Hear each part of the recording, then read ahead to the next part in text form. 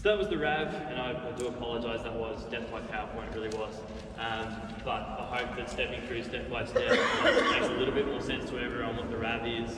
We will all need to use it, and you really need to use it before it goes live.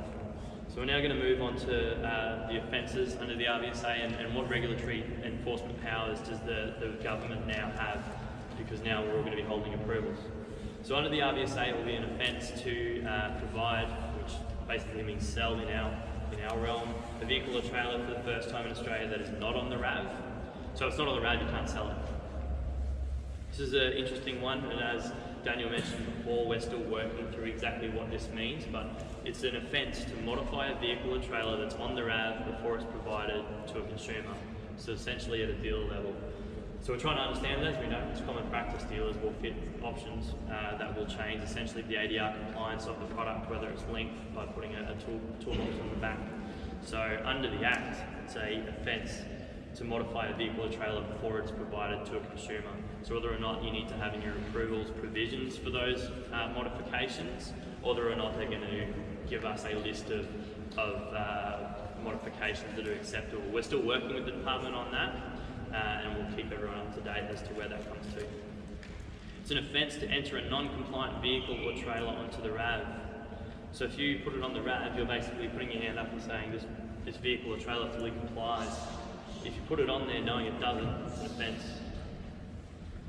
And again, if you do it dishonestly or you know that it's non-compliant and you put it on there anyway, that's an offence.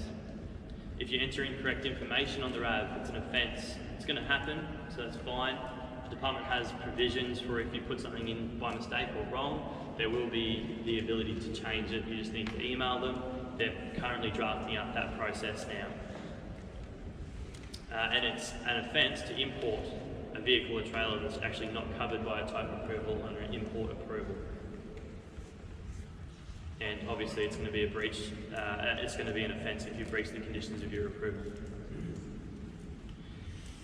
This is a replication of the vehicle safety standards slide that they presented at our national conference, and they were just going through all the regulatory and enforcement power they have. Green side is the good side, red side you really don't want to be there.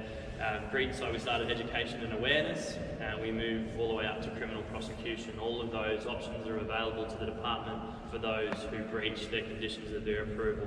So things like enforceable undertaking, that's a written agreement between the approval holder and the department which can be enforced by a court, and a civil penalty order, financial penalty applied by court where there has been a breach of the civil penalty provision of the RVSA. The regulators have also voiced that they are going to be cracking down and enforcing, and the RVSA allows them to do that in a lot more streamlined process.